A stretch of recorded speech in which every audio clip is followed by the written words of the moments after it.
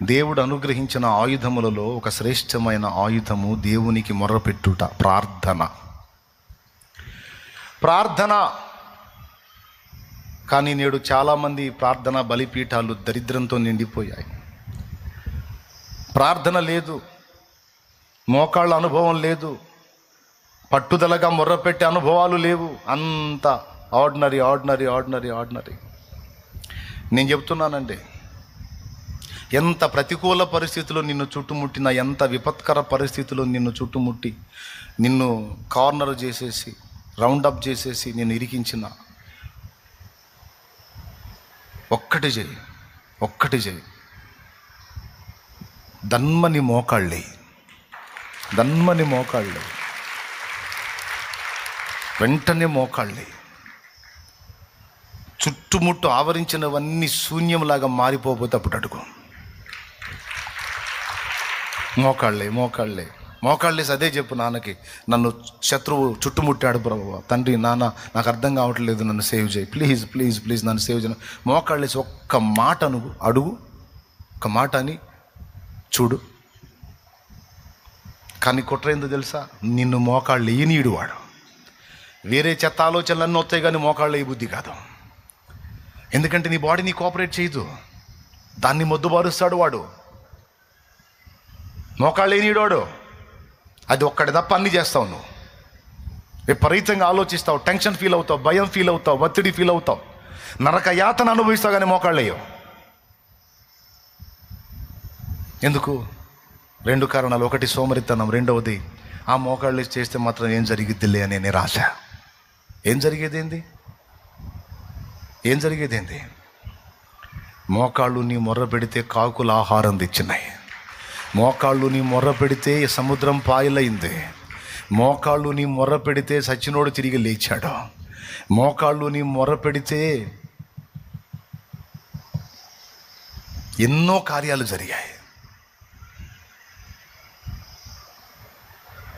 మోకాళ్ళు నీ మొర్ర పెడితే ఆకాశం నుండి అగ్ని దిగి వచ్చింది. బలిపీఠం మీద ఉన్న పశువు మాంసమును రాళ్లను కూడా బుగ్గి చేసింది.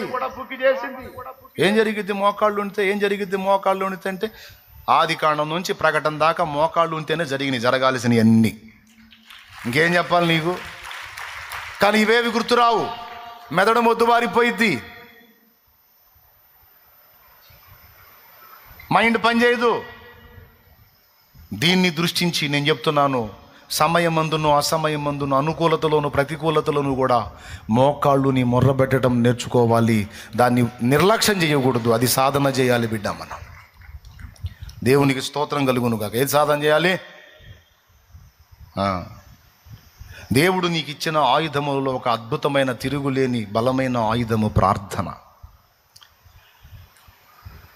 ఏం చేయొద్దు, మోకాళ్ళే అంతే. నాకు ప్రార్థన కూడా రావట్లేదు, రాలేదనే చెప్పు. మోకాళ్ళేసి ప్రార్థన కూడా రావట్లేదా? మోకాళ్ళేసి చెప్పు, ఆ మాటే, అదే ప్రార్థన అయిపోయింది. నాకు ప్రార్థన కూడా రావట్లేదు తండ్రి, ప్రార్థన రావట్లేదు తండ్రి అని ఆ ముక్క మోకాళ్ళేసి చెప్పు. ఎందుకు రాదో ఆయన చూసుకుంటాడు. కానీ నీ ప్రార్థన బలిపీఠం ఎప్పుడు మండుతానే ఉండాలి. దాని మీద ప్రార్థన అగ్ని ఆరకూడదు. వాడు ఆర్పుతాడు బిడ్డ. ప్రార్థనా జీవాన్ని చల్లారుస్తాడు, ప్రార్థన పట్ల భారాన్ని తగ్గిస్తాడు, ప్రార్థన పట్ల ఇంట్రెస్ట్ తగ్గిపోద్ది. నీ చుట్టూ కూడా అలాంటి క్లైమేటే ఉండేటట్టు చేస్తాడు వాడు. ప్రార్థనకు రేపేవాళ్ళు తక్కువ, ప్రార్థనకు పోదామంటే ఆపేవాళ్ళు ఎక్కువ. ప్రార్థనకు రేపేవాళ్ళు తక్కువ, ప్రార్థనను ఆపేవాళ్ళు ఎక్కువ.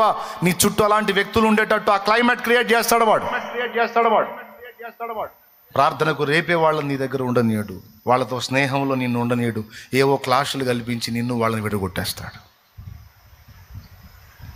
ప్రార్థనా పరుల సహవాసం వదిలేటట్టు చేస్తాడు, ఆత్మీయుల సహవాసం వదిలేటట్టు చేస్తాడు. వాళ్ళలో చిన్న చితక ఏవో లోపాలు చూపించి వాళ్ళు మంచోళ్ళు కాదు, వీళ్ళు మంచోళ్ళు కాదు, వాళ్ళు మంచోళ్ళు కాదు, వీళ్ళు మంచోళ్ళు, పెద్ద నువ్వే స్పెషల్ మంచి అన్నట్టు బిల్డప్ ఇచ్చి అందరినీ దూరం చేసుకొని చివరికి ఎటు కాకుండా అయిపోయే పరిస్థితుల్లో నిన్నేస్తాడు వాడు. ప్రార్థనా పరుల సహవాసాన్ని వదిలిపెట్టకూడదు, ప్రార్థనా జీవాన్ని కోల్పోకూడదు. నీ చుట్టూ అవకాశం ఉన్నంత వరకు ప్రార్థనా పరులు ఉండేటట్టు క్లైమేట్ జాగ్రత్త పడు. ఒకవేళ నీ చుట్టూ ఉన్నోళ్ళంతా బలహీనలేనా, కనీసం నువ్వన్నా కాస్త బలంగా కదిలి వాళ్ళని ప్రార్థన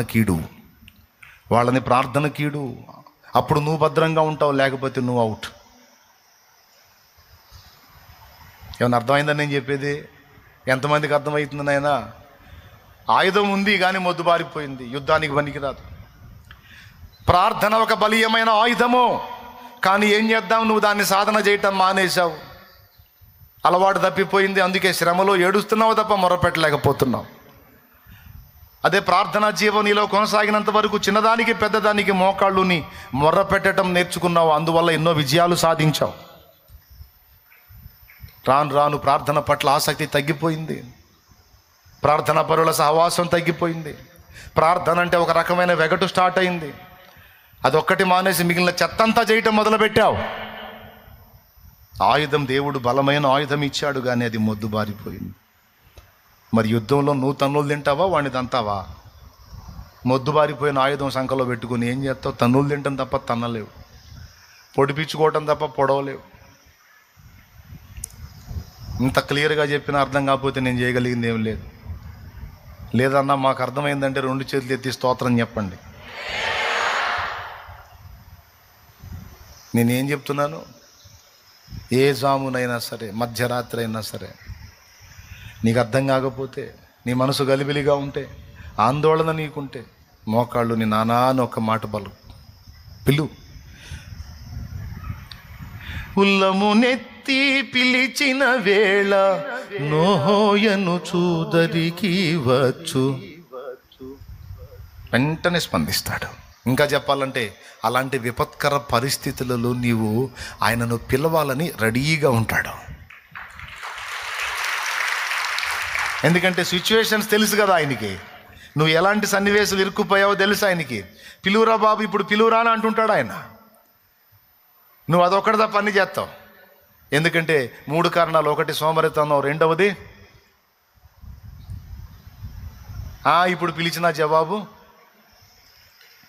ఏమొచ్చింది లేని, మూడవది ఇంతకుముందు పిలిచాను జవాబు రాలేదని నిరాశ. ఒట్టిదే. నేను నా అనుభవం చెప్తున్నాను. కొన్నిసార్లు ప్రార్థన ఒక్కటి చేయకుండా అన్ని రకాలుగా తిప్పలబడ్డా. కొన్నిసార్లు ఎదుర్కొన్నప్పుడు, కొన్ని శోధనలో నా వల్ల కాల, గతి లేక, గత్యంతరం లేక, దిక్కు లేక, దేశ లేక, మోకాళ్ళేసి 10 నిమిషాలు అలాగా మాట్లాడానో లేదో, అప్పటిదాకా చుట్టుముట్టిన దురాత్మలన్నీ ఆ క్షణాన్ని వెళ్ళిపోయి ప్రశాంతత.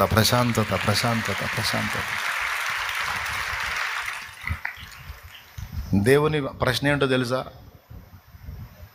ఇప్పుడు దాకా ఏం చేస్తున్నావురా నిద్ర మొహండా? ముందే చేయాలరా పని. ముందే చేస్తే ఇంత ఒత్తిడి ఉండదు కదరా. ముందే చేయాలి. యుద్ధ భూమిలో ఉన్నామని మర్చిపోవద్దు. శత్రువు దాడి నిరంతరం జరుగుతుందని మర్చిపోవద్దు. మెలకువ కోల్పోవద్దు. ఆయుధములను పదును పెట్టుట మానొద్దు. ఆయుధములను పదును చేయుట అంటే ప్రతి దినము దానిని వాడకములో ఉంచుట.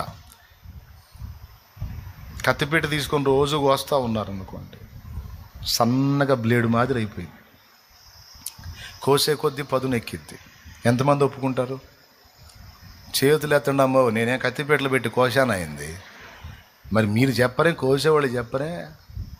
కూరగాయలు కోయరా, మాంసం కోయరా, చికెన్ కోయరా, మటన్ కోయరా, అబ్రాంగ్ కోయరా? దేవునికి స్తోత్రం. మరి నువ్వు కోసే కొద్దీ సన్నగా బ్లేడ్ లాగా తయారైద్ది. అట్లా కాకుండా వాడకుండా పక్కన పెట్టే 1 సంవత్సరం పాటు నువ్వేం చేయొద్దు. ఒట్టిగా పక్కన పెట్టే, పనికొచ్చిద్దా? పోనీ నెలపాటు పక్కన పెట్టి పనికొచ్చిద్దా? ఏమైద్ది? పోనీ పదును పెట్టించే పెట్టు, ఏమైద్ది? అదే పదును పెట్టి రోజుకు దాన్ని వాడకంలో పెట్టు. వాడే కొద్దీ నునిపెక్కిద్ది, పదునెక్కిద్ది, బ్లేడ్లా తయారయ్యిద్ది. నువ్వు కాస్త ముంపుగా అట్లా అన్నావంటే అబ్రాం కాదు, నీ వేలు కట్ అయిపోయింది. దేవునికి స్తోత్రం కలుగును గాక. హల్లెలూయా. అవునా? మాట చెప్తున్నానండి. వాడకంలో పెట్టాలి. ఎందుకంటే ఎప్పుడు అవసరమైందో తెలియదు ఆయుధము. అందుకే ఎప్పుడు సన్నద్ధులమై ఉండాలన్నాడు. సన్నద్ధులమై ఉండాలి. వాడకంలో పెట్టవలసిన ఆయుధముల్లో మొట్టమొదటిది ప్రార్థన అనే ఆయుధం. ఆత్మలో ప్రతి సమయమందును ప్రార్థన చేయాలి. అది మెళకువ. అంటే ప్రార్థనా జీవితం దినదిన ప్రవర్ధమానంగా వర్ధిల్లాలే కానీ చల్లారిపోకూడదు. కానీ చల్లారుస్తాడు వాడు. నువ్వే పోరాడి ప్రార్థన చేయాలి. ప్రార్థనలో నువ్వు చురుకుగా ఉన్నంత వరకు వాడు నిన్ను ముట్టడానికి ట్రై చేయడు. ప్రార్థనలో విరివిగా గడుపుతున్నంతసేపు వాడికి భయం. అబ్బో మనిషి మెలుగుగా ఉందండోయ్, ఇప్పుడు పోయానంటే మొహం బయలుద్ది నాకు. వాడు ఎప్పుడు అటాక్ చేస్తాడో తెలుసా? నువ్వు ప్రార్థనా జీవాన్ని ఎప్పుడైతే కోల్పోతావో, అక్కడ వాడి ఆలోచనలతో ఏకీభవించి ఎప్పుడైతే నిర్లక్ష్య ధోరణి వ్యవహరిస్తావో, అప్పుడు నీ ఏమరుపాటే వాడి అవకాశం. శత్రువు ఎప్పుడు దాడి చేస్తాడు అన్నయ్య? నువ్వు ఎప్పుడు నిద్రపోతావు అప్పుడు దంతాడు. ఇంక నీకు స్పెషల్ టైం ఏముంది? నీ ఏమరుపాటే వాడి సిద్ధపాటు, వాడి దాడి చేసేటువంటి టైం. అందుకే బిడ్డలారా గుర్తుపెట్టుకోండి, ప్రార్థన దేవుడు మనకిచ్చిన ఆయుధములలోకెల్లా పెద్ద ఆయుధము, శ్రేష్టమైన ఆయుధము. దానికి ఎంత బలం ఉందంటే, ఆ ప్రార్థనకి ఎంత ఫోర్స్ ఇచ్చాడంటే దేవుడు. ఇందాక స్టార్టింగ్లో చెప్పాను, 10 దినాలు ప్రార్థన చేశారా, ప్రసంగం చేశారా? పెద్దగా చెప్పాలి. పాస్టర్లు కూడా గుర్తుపెట్టుకోవాలి. ఇది సేవకులు కూడా తెలుసుకోవాలి. నేను అందరం లైవ్లో ఉన్నవాళ్ళు సేవకులు ఉంటారు. చాలామంది దైవజనులు కూడా వింటారు ఈ ఉపదేశం. అందుకని చెప్తున్నాను నేను. జూమ్లో కనపడుతున్న వాళ్ళు చాలామంది ఉన్నారు. వాళ్ళలో సేవకురాళ్ళు ఎంతమంది ఉన్నారో నాకు తెలియదు. మొత్తానికి ఉన్నారు. అందరికీ చెప్తున్నాను నేను. ప్రసంగం చేయమంటే దైవజనులు 10 దినాలు కాదు 20 దినాలైనా చేస్తారు. ప్రార్థన చేయమంటే గంట చేయలేరు. కానీ ఇక్కడ దేవుడు చూపిస్తున్న మోడల్ ఏంటంటే, 10 దినములు ప్రార్థన చేశారు, పావు గంట ప్రసంగం చేశాడు, అయిపోయింది. 3,000 మంది వరుస పెట్టి బాప్తీసం పొందారు. ప్రార్థన ఎక్కువ, ప్రసంగం తక్కువ. ప్రార్థన ఎక్కువ, ప్రసంగం తక్కువ. కానీ ఇప్పుడు జరుగుతున్నది రివర్స్. ప్రసంగం ఎక్కువ, ప్రార్థన తక్కువ. ప్రసంగం ఎక్కువ, ప్రార్థన తక్కువ. అందుకే అది పసలేని ప్రసంగం అయింది. ఎవరిని గెలిచట్లా. ప్రార్థన లేని పసలేని ప్రసంగాలు 3,000 చేసినా కూడా సరిగ్గా మారట్లా. అప్పుడేమో 10 దినాలు ప్రార్థన చేసి ప్రార్థనా శక్తితో పరిశుద్ధాత్మ ప్రభావంతో నింపబడిన పావు గంట ప్రసంగం బాప్తిస్మాలు ఈ లేక సచ్చి ఉంటారు నాకు తెలిసి. 3,000 మందికి ఏంది? ఒక్క పూట 400 మందికి బాప్తిజం ఇచ్చేటప్పటికి అయిపోయింది నా పని. కొంతమంది తెగ అడుగుతుంటారు, వేలాది మందిని రక్షించాలి ప్రభా అంటే రక్షణలోకి వస్తారు. బాప్తిజం ఏమిటో నీ వల్ల ఇద్దని రానంటాడు. ఇస్తా ప్రభా అంటే ఎంతమందికి ఇస్తావు ఇరా అంటాడు. ఒక్కొక్కళ్ళు కింటాన్నర ఉంటారు. వాళ్ళని ఒక్కోసారి అలా ముంచి లేపాలంటే మామూలుగానే కింటా బరువు ఉంటారు, నీళ్ళలో తడిసి ఇంకా అంత బరువు పెరుగుతారు. అంతలా మనుషులు, అరే నేను ఇంత లావు ఉన్నాను, వీడు బక్కోడు ఏమి లేపుతాడు అనుకుంటారా? పసిపిల్లల్లా ఒరిగిపోతారు. ఇక కింటా బస్తాన్ జరిగేసినట్టే ఉంటుంది. దేవునికి అట్టాంటి శాల్తీలో ఒక 60 డజన్ మంది తగిలారంటే చాలు, ఇక అయ్యగారు రొప్పలేక సత్తాడు. దేవునికి స్తోత్రం కలుగును గాక. చెప్పండి, స్తోత్రం చెప్పండి. మరి 3,000 మంది కంటే వాళ్ళు ఎట్లా ఇవ్వమంటారు? అయినా సరే ఎంత రొప్పి వచ్చినా, ఆయాసం వచ్చినా, అలసట వచ్చినా, ఎంతమంది బస్తాలు వచ్చినా మొత్తాన్ని రక్షణలోకి నడిపించేశారు. అంటే ఒకరే ఎవరో అనేక మంది ఇచ్చుంటారు నాకు తెలిసి. ప్రార్థన తక్కువ, ప్రసంగాలు ఎక్కువైతే ఎట్లయ్యా? ప్రార్థన ఎక్కువ, ప్రసంగం తక్కువ. అప్పుడు ఉంటుంది పవరు. ఇది పాస్టర్స్ కూడా గ్రహించాల్సిన విషయం. ఎక్కడన్నా చూడు, అపోస్తల కార్యం మొత్తం చూడండి, వాళ్ళు ఎక్కువ ప్రార్థన ప్రార్థన ప్రార్థన ప్రార్థన. సమయం దొరికితే ప్రార్థన.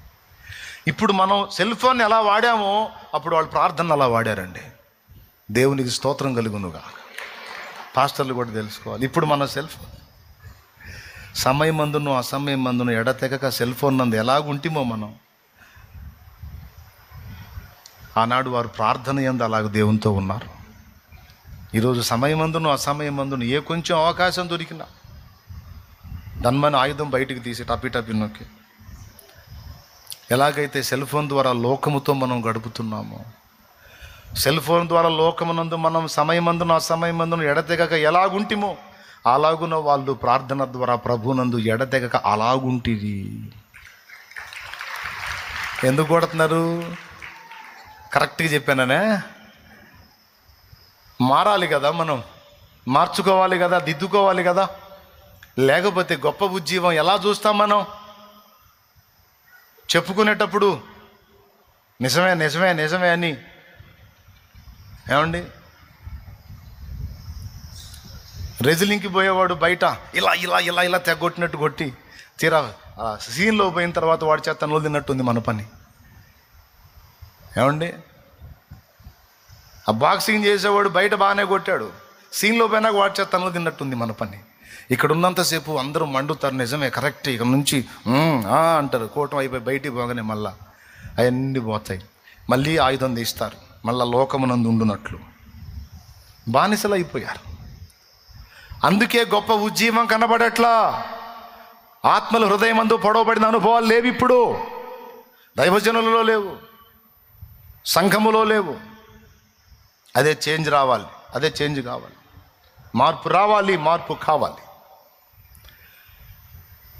10 దినాల ప్రార్థన ఎక్కడ, పావుగంట ప్రసంగం ఎక్కడ? మీరు చదవండి కావాలంటే ఇంటికి పోయి పేతురు చేసిన ప్రసంగం మీరు చదవటం మొదలు పెడితే ఖచ్చితంగా 3-4 నిమిషాల్లో అయిపోయింది. అంత నిమిషాలు కూడా పట్టదు.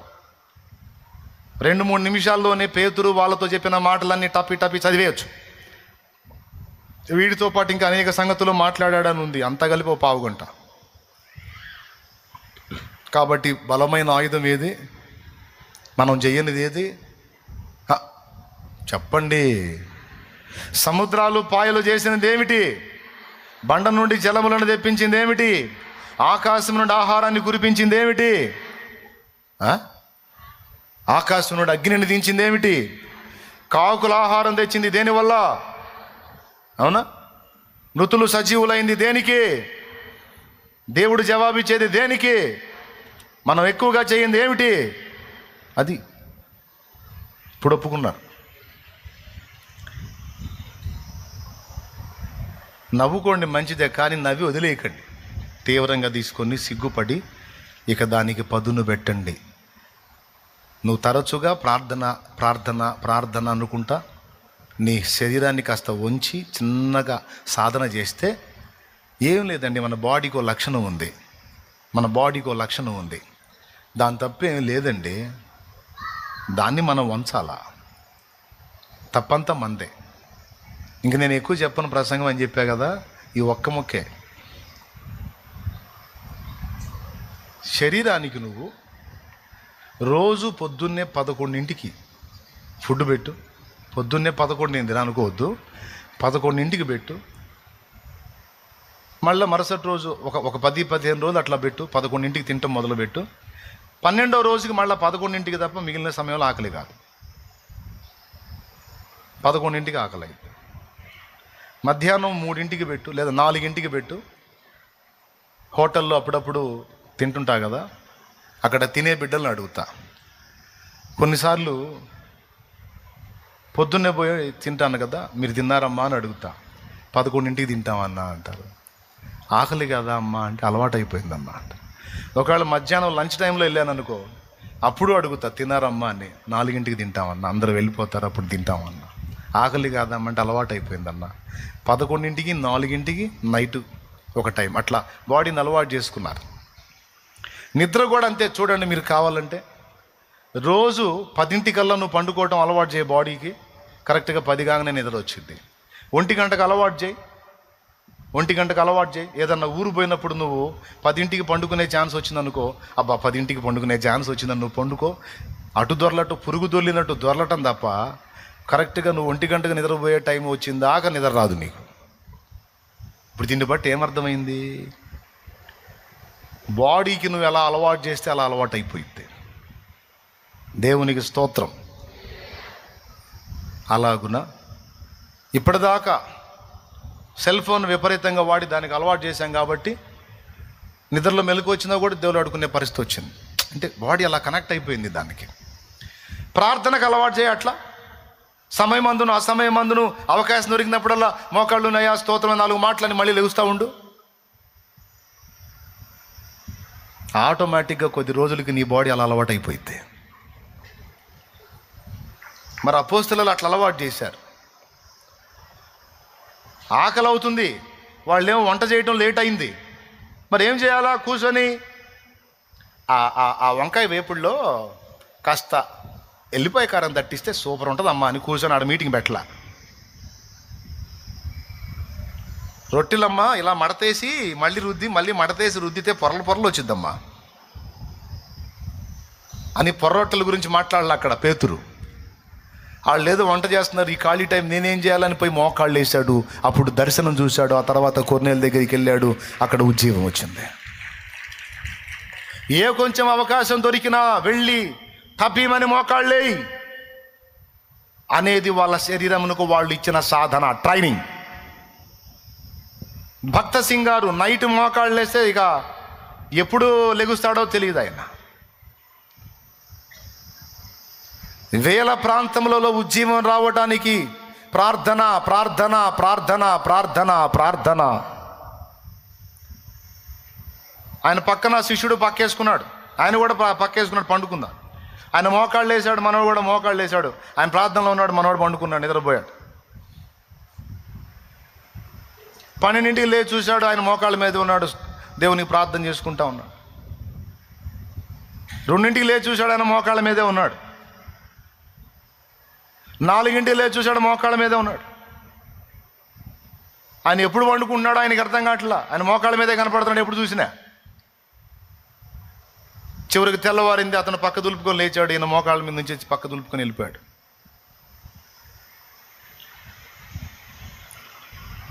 సుష్టుగా భోంచేసి బెస్ట్గా రెస్ట్ తీసుకుంటే కడతాడా? వేల సంఘాలు ఏమయ్యా? కాదు కాదు, త్యాగం, ప్రార్థన, ప్రార్థనా మూల్యం, మోకాళ్ళుని మొర్ర, గోజులాట, ప్రవ్వా ప్రవ్వా అయ్యా అయ్యా అయ్యా అయ్యా. శరీరమును అలా అలవాటు చేశాడు.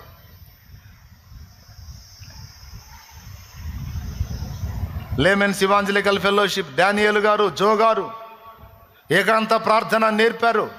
ప్రార్థన ప్రార్థన ప్రార్థన ప్రార్థన. బలమైన ఉజ్జీవాన్ని చూడాలంటే ప్రార్థనే ప్రార్థనే ప్రార్థనే. అనర్గళ ప్రసంగాలు చేయలా, ఆఖరి ప్రార్థన ఎక్కువ చేశారు. లక్షల మందిని ప్రభావితం చేశారు దేవుని కోసం. ముంగమూరి దేవదాసయ్య గారు ప్రార్థన ప్రార్థన ప్రార్థన. సమయమందును అసమయమందును ప్రార్థన. దరిద్రులకు తెలియదు. షాలేం రాజన్న వాళ్ళని గురించి వీళ్ళని గురించి వాళ్ళని గురించి వీళ్ళని గురించి మాట్లాడతాడు. ఒరే దరిద్రుడా, వాళ్ళ దగ్గర నేర్చుకోవడానికి మాదిరి ఉందిరా, వాళ్ళ కాలు గోటంత చేయవరా నువ్వు అంటాను నేను. ఎగతాళి చేసే ప్రతి వెధవకి చెప్తున్నాను నేను. శిఖరాగ్రం మీద ఉన్నారా వాళ్ళు భక్తులు. భక్తి నేర్పారు, ప్రార్థన నేర్పారు, పవిత్రత నేర్పారు, దేవుని కోసం బ్రతకటం నేర్పారు, దేవుని కోసం పగ్గున మండటం నేర్పారు. భక్తుల్ని గౌరవించడం తెలిస్తే కాదు భక్తి అవ్వటానికి. అసలు వాళ్ళ త్యాగం ఏంటి, వాళ్ళ సమర్పణ ఏంటి, వాళ్ళు చెల్లించిన ప్రార్థన మూల్యం ఎంత, తద్వారా వచ్చిన ఉజ్జీవం ఎంత, ఒక తరమును ప్రభావితం చేసేంత యోధులుగా తయారయ్యారు వాళ్ళు. సరైన ప్రార్థన మూల్యం చెల్లించకుండా సరైన పరిచర్య చూడలేం, సరైన ఉజ్జీవం చూడలేం, మన జీవితాల్లో కూడా సరైన కార్యాలు చూడలేము.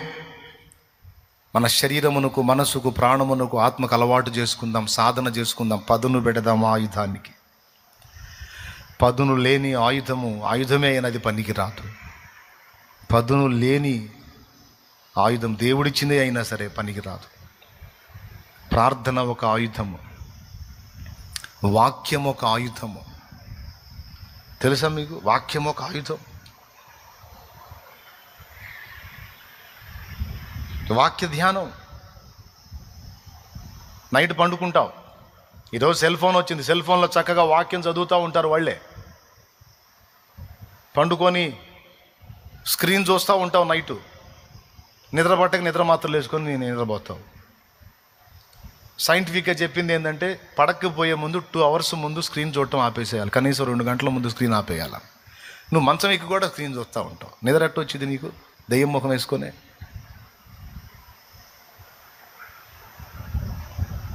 ఎట్టొచ్చింది? రాదు. ఆపేయాలి. నువ్వు ఒక పని చేయి, తెలివిగా చక్కగా వాక్యం పెట్టుకో, లైట్ ఆపేసేయి, పక్కన పడేసేయి. వాక్యం వస్తూ ఉంటుంది, నీ మెలుకు ఉన్నంత వరకు వింటావు. ఆ వింటనే నిద్రలోకి వెళ్ళిపోతావు.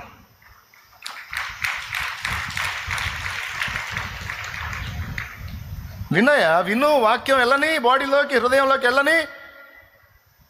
నీ సర్వ శరీరమున కదా ఆరోగ్యం అన్నాడే, నీ ఎముకలకు సత్తువ అన్నాడే, నువ్వు చేయనదంతా సఫలమగునన్నాడే.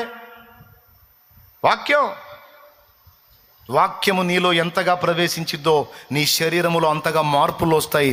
నీ బాడీలో వెనక్కి తిరగని రోగాలు కూడా తిరిగిపోతాయి యేసు నామములో.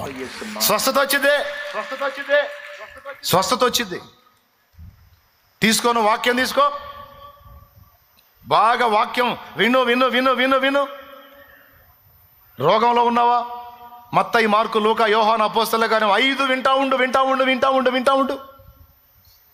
యేసయ్య చేసిన అద్భుతాలు వస్తూ ఉంటాయి. అపోస్తలులు చేసిన అద్భుతాలు వస్తూ ఉంటాయి. విను. మత్తయి, మార్కు, లూకా, యోహాను, అపోస్తలులు 5 విను. విశ్వాసము ప్రజ్వలించింది ఇక నీలో. వినుట వలన విశ్వాసము కలుగును, వినుట క్రీస్తును గూర్చిన వార్త వలన కలుగును. ఆ విశ్వాసమే నీలో కార్యసిద్ధి కలిగించిద్ది. నీ సర్వ శరీరము విడుదల పొందడానికి అది కారణమైంది. వాక్యం వినటానికి అలవాటు చేయి నీ చెవులని, వాక్యాన్ని ధ్యానించడానికి అలవాటు చేయి నీ కళ్ళని. సాధన చేయి. ఇచ్చిన ఆయుధం పెద్దది, గొప్పది, కానీ అది మొద్దుబారిపోయిందంటే ఆదివారం మూస్తే మళ్ళీ ఆదివారం బయలుదేరేటప్పుడు టపి దులిపి వస్తారు. నేను ఇక్కడ పాట ఎత్తు, వేద పుస్తకం అంటే ఇగిలి వేద పుస్తకం అని ఎప్పుడు తీసి చదివాను? వేద పుస్తకం అని పాడావు. వేద పుస్తకమా వేలలేని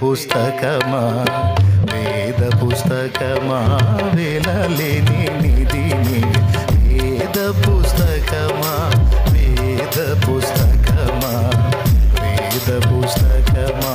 వేలలేని నిధి. చూసారు అందరూ పాడారు.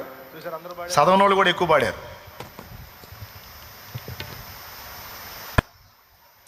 ఆయుధం ఉంది కానీ మొద్దుబారిపోయింది. ఆయుధం ఉంది, తుప్పు పట్టిపోయింది. నీ ఆయుధం ఉంది, వాక్యం అనే ఆయుధం, కానీ దుమ్ము కొట్టుకుపోయింది, మట్టి కొట్టుకుపోయింది.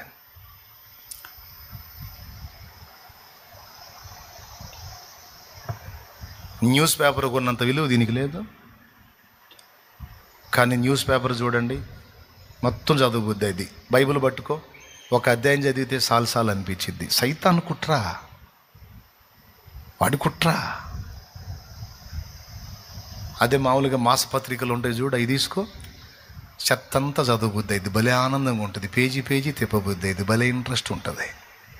ఎందుకంటే అందులో ఉన్న దరిద్రం అంతా నీ మెదడులోకి ఎక్కాలిగా, నాశనం అవ్వాలిగా. అందుకు అదే బైబిల్ తీసుకో, ఒక్క అధ్యాయం చదివేటప్పటికి 3 సార్లు ముందుకి 4 సార్లు వెనక్కి పడతారు. నిద్రతో కూడా వచ్చి మార్చుకుందాం. ఆయుధానికి పదును పెడతాం. పదును లేని ఆయుధములు పనికి రావు. శత్రువు చేత ఓటమి తప్ప జయము రాదు. శత్రువు దెబ్బ కొట్టాలి, వాడిని పడగొట్టాలి అంటే ఆయుధం అవసరం, దానికి కూడా పదును అవసరం. ఫిలిస్తీయులు వీళ్ళ ఆయుధాలు పదును లేకుండా చేశారు. అట్లాంటి కుట్ర సైతానుగాడు మనకు చేస్తాడు. కాబట్టి 2 సంగతులు చెప్పాను. మొదటిది, ప్రార్థన ఒక గొప్ప ఆయుధం.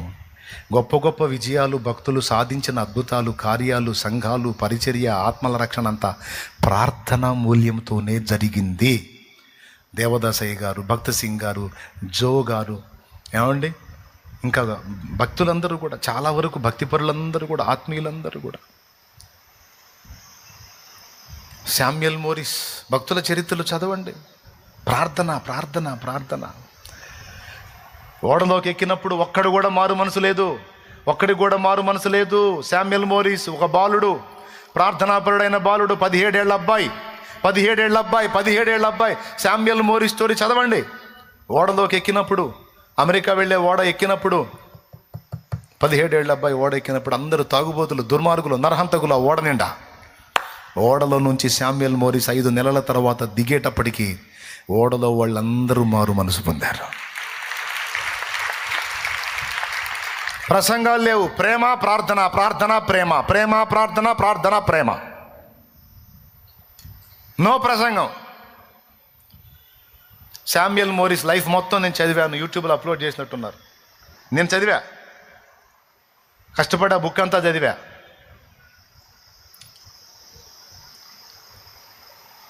ఆ బుక్ ప్రింట్ చేసినటువంటి వాళ్ళు లేమెన్స్ ఇవాంజలికల్ ఫెలోషిప్ వాళ్ళు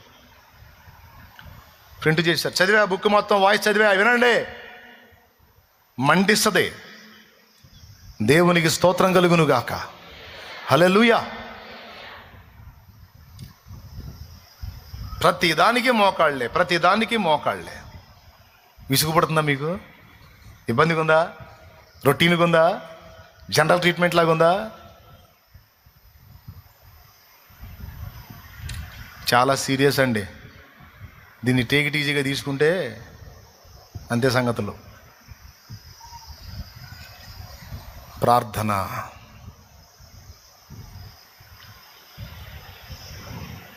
తెల్లబారిన పొలమును జూచి తెల్లవారక ముందే లేచి ఉల్లము దేవుని ఆత్మతో నిండగా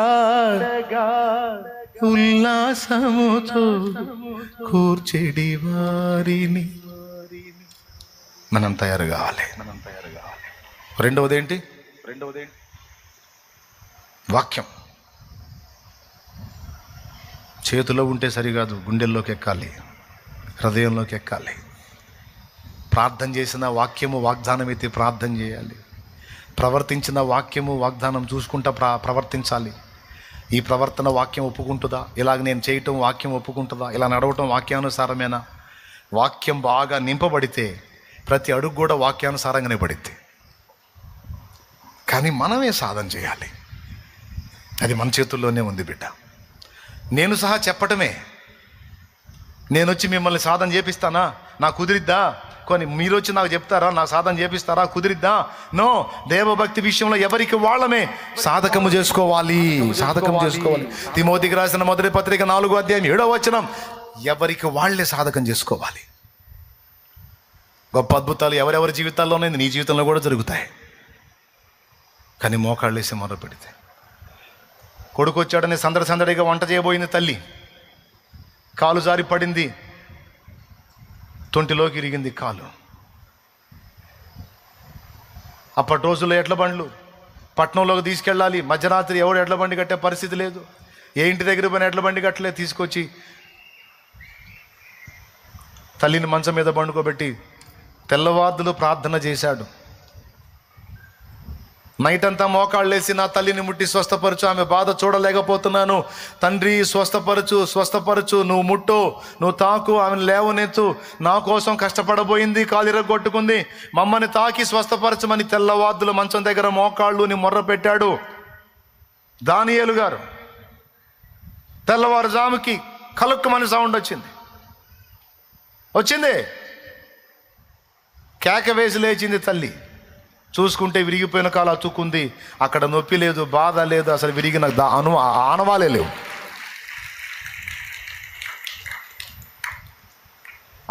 లేవు. ఆయన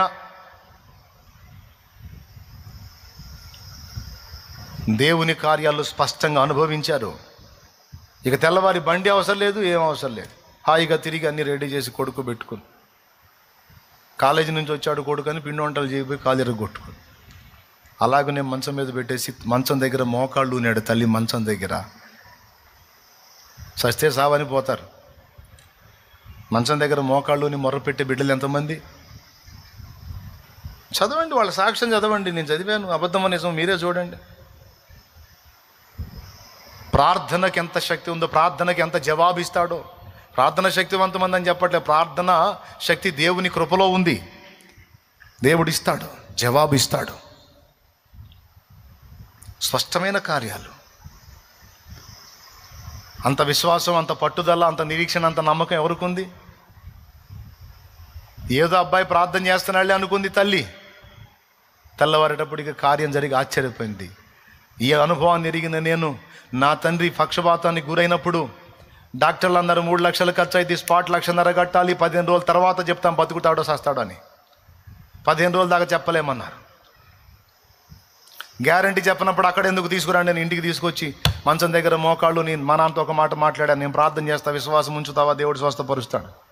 చెయ్యయ్యా, నాకు విశ్వాసం ఉంది, నేను నమ్ముతున్నాను అన్నాడు. మోకాళ్ళుని మొర్రపెట్టాను, నా ఫ్యామిలీ కూడా మోకాళ్ళుని మొర్రపెట్టింది. నా తండ్రి ఆయనను ముట్టి స్వస్థపరిచాడు, నా తండ్రిని ముట్టి స్వస్థపరిచాడు. 8 సంవత్సరాలు మళ్ళీ తిరుగు లేకుండా సైకిల్ దొక్కుతా తిరిగాడు.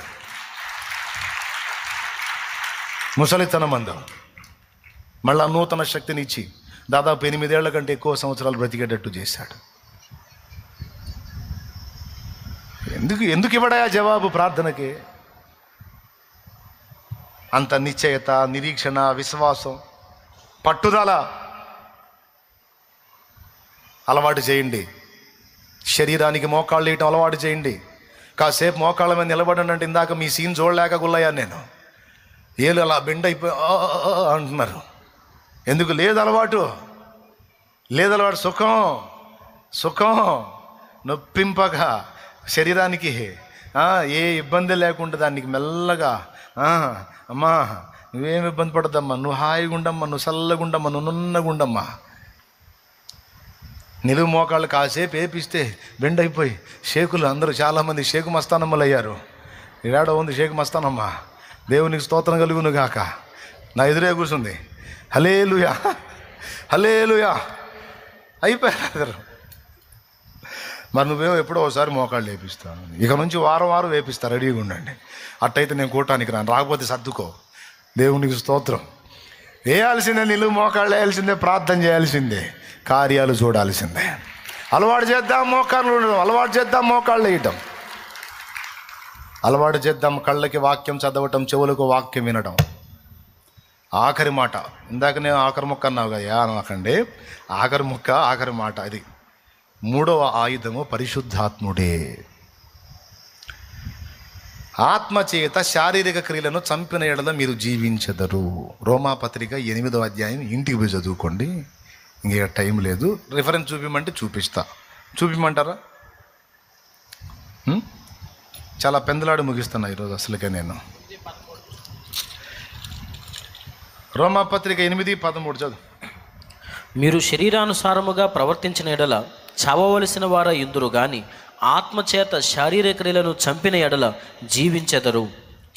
అయ్యా, ఆత్మచేత శారీరక క్రియలను చంపిన ఎడల అంటే ఆత్మను ఒక ఆయుధంగా చూపిస్తున్నాడు. మైండ్ ఉన్న వాళ్ళకి అర్థమైతే నేను చెప్పిన మాట. ఆత్మను ఒక ఆయుధముగా చూపిస్తున్నాడు. ఏది మళ్ళీ ఒకసారి స్క్రీన్ మీద ఏనాయనా బిడ్డలు చూస్తారు. నాయనా చూడండి నాయనా, ఒకసారి మీకు దండం పెడతాను, బైబిల్లో కూడా చూసుకోండి నాయనా, చూసుకోండి నాయనా, మీకు దండం చేసుకుంటాను, చూసుకోండి నాయనా. నాయనా 13వ వచనం నాయనా, ఆత్మ అంటే మళ్ళీ శరీరంలో ఆత్మ అనుకున్నారు నాయనా. అక్కడ పెద్ద అక్షరాలు రాశాడు నాయనా, ఆత్మ అని పెద్ద అక్షరాలు రాశాడు నాయనా. పెద్ద అక్షరాలు రాస్తే అర్థమైందో తెలుసా నాయనా? పరిశుద్ధాత్మ నాయనా, పరిశుద్ధాత్మను ఒక ఆయుధముగా మనకు ప్రసాదించాడు నాయనా. ప్రార్థన ఒక ఆయుధము, వాక్యం ఒక ఆయుధము, పరిశుద్ధాత్మ ఒక ఆయుధము నాయన. పరిశుద్ధాత్మ మనకు దేవుడు అనుగ్రహించిన అద్భుతమైన ఆయుధము నాయన. మరి ఇప్పుడు పరిశుద్ధాత్మను కూడా మనం సాధన చేసుకోవాల్సిందే నాయన. ఆత్మ చేత నడిపించబడటం అనేది ఒక్క పోట్లో అబ్బదు నాయన. ఈ ఒక్క మొక్క వినండి నాయన, మీకు దండం చేసుకుంటా వినండి నాయన, అమ్మ వినండి. పరిశుద్ధాత్మ చేత నడిపించబడటం అనేది ఒక పూటలో అబ్బేది కాదు నాయన, అది అనుదిన సాధన నాయన. ఆత్మకి ఎంతగా ప్రతి విషయంలో లోబడతా ఉంటావో అంతగా నీకు ఆత్మస్వరం వినబడుతుంటుంది నాయన. ఆత్మ నడిపింపు దొరికిద్ది నాయన. ఎంత విధేయత చూపుతుంటావో అంతగా దొరికిద్ది నాయన. ఎంత లోబడతావో అంత దొరికిద్ది నాయన. ఆత్మస్వరం నాయన నీలోనే ఉంటాడు నాయన, నీ పక్కనే ఉంటాడు నాయన, నీ మీద ఉంటాడు నాయన, నిన్ను నడిపిస్తుంటాడు నాయన. అమ్మ నడిపిస్తుంటాడు రా తల్లి, ఆయుధం పరిశుద్ధాత్ముడమ్మ మనతో ఉంటాడమ్మా, ఆదరణకర్త అమ్మ, సత్యస్వరూపేగ ఆత్మమ్మ, దేవుని ఆత్మమ్మ మనతోనే ఉంటాడమ్మా. ఎంత విధేయత చూపుతామో అంతగా మనల్ని అందిపుచ్చుకుంటాడమ్మా, వశపరుచుకుంటాడమ్మా. ఆత్మానుసారంగా నడవటం కాదమ్మా, పరాకాష్ఠగా చేరాలి, ఆత్మ వశులమైపోవాలి. కానీ మీకు తెలుసా, పరిశుద్ధాత్మ వశపరుచుకోవాలని చూసినట్టే దురాత్మలు వశపరుచుకోవాలని చూస్తాయి నాయన. దురాత్మలు వశపరుచుకున్నప్పుడు అపవిత్రమైన పనులు చేస్తామమ్మా మనం. దురాత్మలు మనల్ని ప్రేరేపించినప్పుడు లోబడితే పాపం చేస్తామమ్మా మనం. మీకు తెలుసా, మన ద్వారా జరిగిన పాపాలన్నీ పరిశుద్ధాత్మ ప్రేరణలో జరిగినాయి కదమ్మా. పరిశుద్ధాత్మ నడిపింపును కోల్పోయి దురాత్మ ప్రేరణకు లొంగినందున మన వల్ల పాపాలు జరిగినాయి అమ్మా. ఇప్పుడు వాటికి ఫుల్ స్టాప్ పెట్టేసి పరిశుద్ధాత్మ నడిపింపులోకి వెళ్ళిపోవాలమ్మా. ఆత్మ నిన్ను ప్రార్థనకు నడిపిస్తాడు, వాక్యానికి నడిపిస్తాడు, పరిశుద్ధ జీవితానికి నడిపిస్తాడు. ఇదిగో ఇక్కడ ఉంటే నువ్వు శోధించబడతావు, నడువు అని నీతో మాట్లాడుతూ ఉంటాడు. ఇదిగో ఇక్కడ ఉంటే నువ్వు డిస్టర్బ్ అవుతావు, నడు, వీళ్ళ మధ్యలో ఉండొద్దు, నువ్వు ఇక్కడ ఉండొద్దు, ఇలా ఉండొద్దు, ఇలా అవకాశం ఇవ్వద్దని. లోతైన జలములలో లోతున వినబడు స్వరమా, లోబడుటను నేర్పించి లోపంబులు సవరించు. లోనున్న ఈవులలో లోటైన నా బ్రతుకు లోపించని అర్పణగా లోకేశ చేయుమయా, లోపించని అర్పణగా లోకేశ చేయుమయా. నడిపించు నా నావా నడి సంద్రమున దేవా, నవజీవన మార్గమున నా జన్మ ధరింప. హల్లెలూయా. దానియేలు ఈరోజు నువ్వు క్యాంటీన్లో భోజనం చేయొద్దు అన్నాడు ఆత్మ. పొద్దున్నే మోకాళ్ళుని ప్రార్థన చేస్తే ఆత్మ అంటున్నాడు, ఈరోజు నువ్వు ఫాస్టింగ్ ఉండు నాయనా. పరిశుద్ధాత్మ స్వరం విన్నాడు భక్తుడు. రోజు వినపడని స్వరం ఈరోజు వినపడుతుంది. ఆయన సున్నితమైన స్వరాన్ని గుర్తుపట్టాడు ఆత్మలో. ఎగ్జామ్ టైం ఇది, తిండి తిని పుష్టిగా ఉండాలి, హెల్దీగా ఉండాలి, అప్పుడే ఎగ్జామ్స్ మంచిగా రాయగలుగుతాను. ఇప్పుడు ఫాస్టింగ్ ఏంటి తండ్రి? కాదు, ఈరోజు తినొద్దు, ఫాస్టింగ్ ఉండు. ఉపవాస ప్రార్థన చేయి, తినొద్దు ఈరోజు. తోటి స్టూడెంట్స్ అంతా క్యాంటీన్ పోయి తిన్నారు, ఆ రోజు ఆయన తినలా. తిన్న వాళ్ళంతా ఆసుపత్రి పాలయ్యారు, ఫుడ్ పాయిజన్ అయింది, పేషెంట్లు అయ్యారు, గ్లూకోజులు ఎక్కినాయి, చచ్చి బతికారు. ఇది ఎక్కడ అన్యాయం? వాళ్ళకు కూడా చెబితే వాళ్ళు కూడా మానుకునేవాళ్ళుగా. ఎందుకు చెప్పడు? వాళ్ళు అందుబాటులోకి వస్తే కాదు. దానియేలు అంటే మోకాళ్ళుని ప్రార్థన చేసే ప్రార్థన పరుడు, ప్రతిరోజు ఆత్మస్వరం వినేవాడు.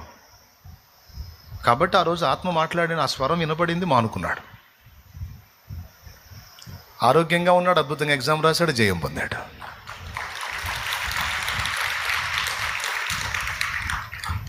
రోగం తప్పింది, పరీక్షలో జయం వచ్చింది. యెషయా లారీ దిగు, యెషయా లారీ దిగు, ఆత్మస్వరం వినబడింది. పెద్ద ఆయన, తాతయ్య గారు అంటారు ఆయన్ని. మాచర్ల పోతున్నాడు లారీ ఎక్కి. అప్పటి రోజుల్లో ఎక్కడ దిగమన్నాడు తెలుసా? కారంపూడి యువతలు దిగమన్నాడు. అడవి, ఇప్పుడే అడవిలాగా ఉంటుంది, అప్పుడు ఇంకా అడవి. ఇప్పుడు మధ్యరాత్రి దిగమంటున్నాడు. తండ్రి, ఇంత రాత్రి దిగటమే, దిగు నువ్వు, లారీ దిగు. అక్కడికి వచ్చేటప్పుడు కాపోయా లారీ అన్నాడు. దేవునాత్మ మాట్లాడుతున్నాడు, ఆ స్వరం వినబడింది. నిద్రమోహం వాళ్ళు కాదు, భక్తిపరులు. పరిశుద్ధాత్మ స్వరం ఏం చెప్తున్నాడో ఆత్మస్వరం విని నడిచిన భక్తులు. ఏ పెద్ద ఆయన, మైండ్ పోయిందా నీకు? అడివిది, దొంగలు ఉంటారు, జంతువులు ఉంటాయి, ఇక్కడ దిగుతానంటావేంది? నిజావునా? ఆ ముందుకు పోతే కారం పొడి వచ్చేది, అక్కడ దిగుదుగానే లేదు లేదు నాయన, ఏసై దిగమంటున్నాడు, ఇక్కడే దిగాలి, నేను ఆపమన్నా. ఏసై దిగమంటున్నాడా? ఎవడు ముసవాడు పిచ్చోళ్ళలాగా ఉన్నాడు. సరే సరే దిగు. బండి దిగాడు, లారీ దించేసి వెళ్ళిపోయాడు. చీకటి అంధకారం, ఈ కన్ను పొడుచుకుందా కనపడట్లా. అయినా నడుచుకుంటా పోతున్నాడు. కొంచెం దూరం వెళ్ళిన తర్వాత ఇంకొక బండి వచ్చింది, దాన్ని ఆపమన్నాడు. దాన్ని ఆపాడు. వాళ్ళు ఎక్కించుకున్నారు. ముందు పోయింది కదా లారీ, స్పీడ్గా వెళ్ళిపోయింది. వెనకొచ్చిన బండి ఎక్కాడు. కొంచెం దూరం పోయిన తర్వాత చూసి అది యాక్సిడెంట్కి గురై ఉంది. లోపల వాళ్ళు భయంకరమైన పరిస్థితుల్లో అయిపోయి ఉన్నారు. ఏమర్థమైంది మీకు? చూడండి, దేవుని ఆత్మస్వరాన్ని వినడానికి వాళ్ళ మనసుని ఎలా ట్యూన్ చేసుకున్నారో చూడండి. నువ్వు ఎంత లోబడితే అంత మాట్లాడతాడు ఆయన. నువ్వు ఎంత విధేయత చూపితే అంత మాట్లాడతాడు ఆయన. వాడి ఉచ్చులలో నువ్వు ఇరుక్కోకుండా నిన్ను తప్పిస్తాడు ఆయన. కానీ నువ్వు వినటం అలవాటు చేసుకోవాలి, లోబడటం అలవాటు చేసుకోవాలి. దానియేలు తినొద్దు అంటే తినకుండా ఆగిపోయాడు. యెషయా దిగు అంటే దిగేశాడు. మిగిలిన వాళ్ళు కూడా చెప్పొచ్చు కంటే చెబితే వాళ్ళు వినరుగా.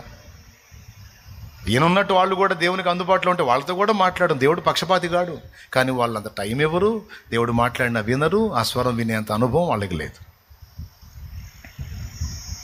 దేవునికి మహిమ కలుగునుగాక. హల్లెలూయా. ఇలా ఎన్ని అనుభవాలో. దేవుని ఆత్మతో నడవాలి, దురాత్మలతో కాదు. అవతలాలు రెచ్చగొడుతుంటారు, పరిశుద్ధాత్ముడు అంటాడు ఓర్చుకొని ఆయన తొందరపడొద్దు అంటాడు. దురాత్మ ఏమంటారు తెలుసా? ఉద్రేకపరిచిద్ది. అంత మాట్లాడంటే సిగ్గు లేదా నీకు? తిరగబడు, దాడి చేయి అని మాట్లాడుతుంది. ఉద్రేకపరిచే దురాత్మ. ఉద్రేకపరచే దురాత్మను ఎదిరించి పోరాడే శుద్ధాత్మను. ఉద్రేకపరిచిది దురాత్మ. శరీర క్రియలకు ఉద్రేకపరిచిద్ది, కామేచ్ఛలకు, భోగేచ్ఛలకు, లోకేచ్ఛలకు, శరీరేచ్ఛలకు, మానుషేచ్ఛలకు ఉద్రేకపరిచిద్ది. అవకాశం పోతుంది, మిస్ అయితే రాదు, కానీ భలే ఛాన్స్, భలే అవకాశం అని ఉద్రేకపరిచిద్ది. దేవుని ఆత్మ అంటాడు, తప్పు నాయన, వద్దు, లోబడొద్దు, లోబడొద్దు. నువ్వు ఎవరికి కనెక్ట్ అవుతావో అవి నిన్నే వెళ్తాయి. దురాత్మకు లోబడ్డావా అవి వెళ్తాయి. పరిశుద్ధాత్మకు లోబడ్డావా దేవుని ఆత్మ నిన్నే వెళ్తాడు.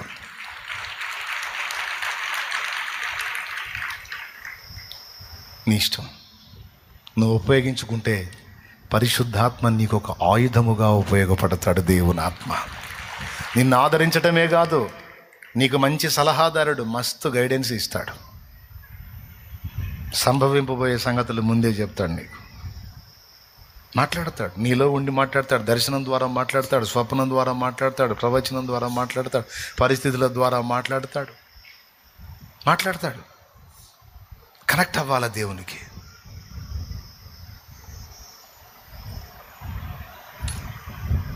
ప్రయత్నిద్దామా? సిద్ధపడదామా? దేవుని ఆత్మ మనకు సహాయం చేయనుగాక. ఈరోజు ఈ సంగతులన్నీ మనకు బోధించింది కూడా ఆయనే. దేవుడు నీకు ఇచ్చిన శ్రేష్టమైన ఆయుధాలన్నీ మొద్దుబారిపోయాయి.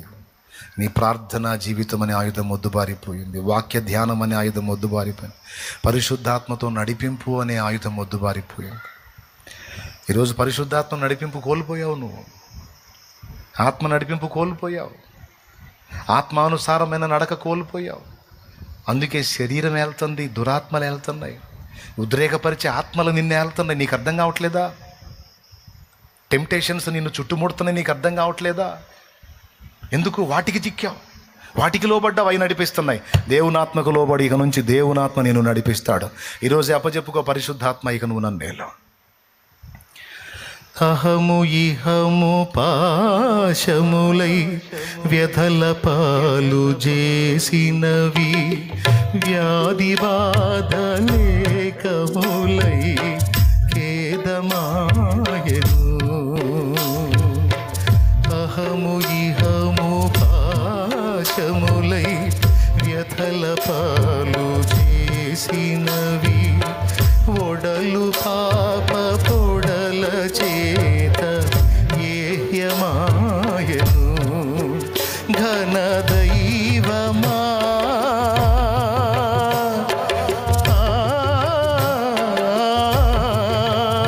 ఘన దైవమా ఈ తరుణమించి శరణమీయుమా అనుదినము నీదు ఆశ్రయాన సేదదీచుమా ఆత్మ నింపుమా జీవాత్మ నింపుమా పరమ పావనాత్మ నీదు వరము నీయుమా ఆత్మ నింపుమా.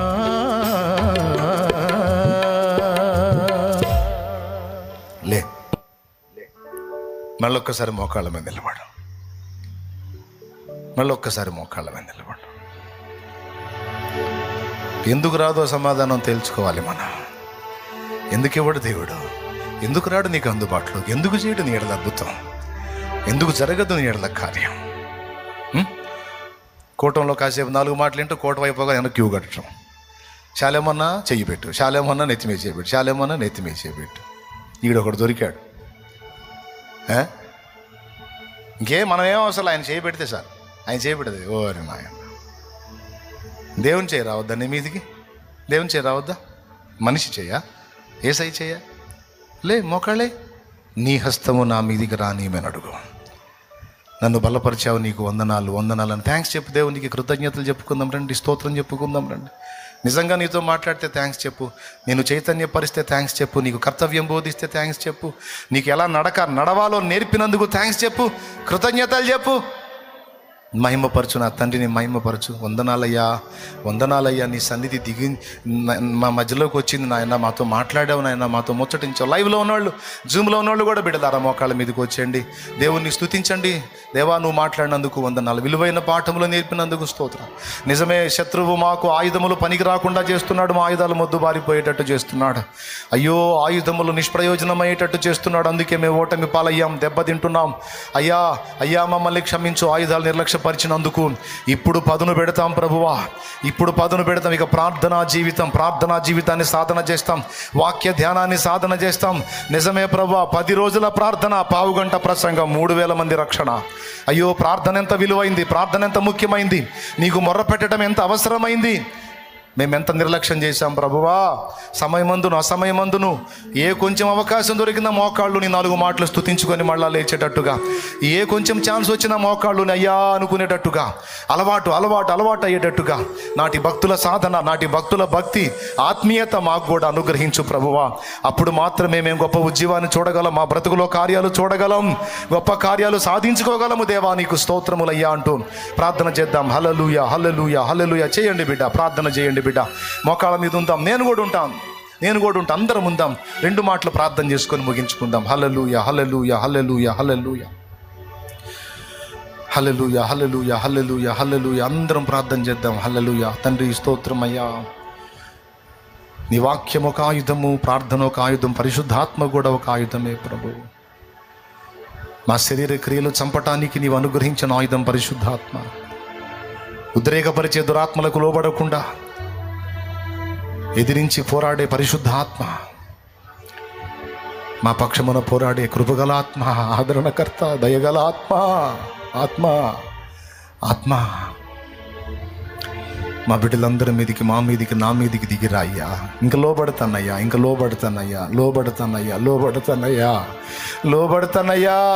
తిరుగుబాటు చేశానయ్యా, దుఃఖ పెట్టానయ్యా, బాధ పెట్టానయ్యా. లోబడతానయ్యా అని అడగమ్మా, లోబడతానయ్యా అని అడిగయ్యా. అయ్యా, ఆత్మను రమ్మని అడిగయ్యా.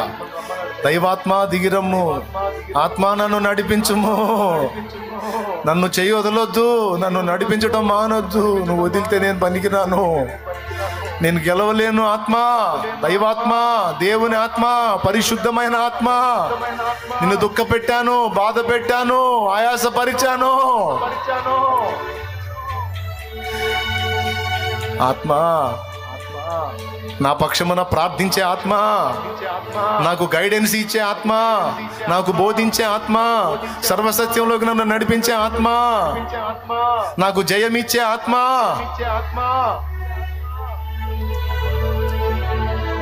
హల్లెలూయా, హల్లెలూయా, హల్లెలూయా, హల్లెలూయా, హల్లెలూయా, హల్లెలూయా. అడుగు నాయనా, అడుగు నాయనా. దేవా, ఈరోజు మా బిడ్డలందరితో మాతో మాట్లాడావు. విశ్వాసం ఒక ఆయుధం అన్నావు, సందేహానికి విరుగుడుగా విశ్వాసం అనే డాలన్నావు. ప్రార్థన ఒక ఆయుధం అన్నావు, వాక్యం ఒక ఆయుధం అన్నావు, పరిశుద్ధాత్మ ఒక ఆయుధం అన్నావు. 4 విధములైన ఆయుధములను గురించి ఈరోజు మాట్లాడావు.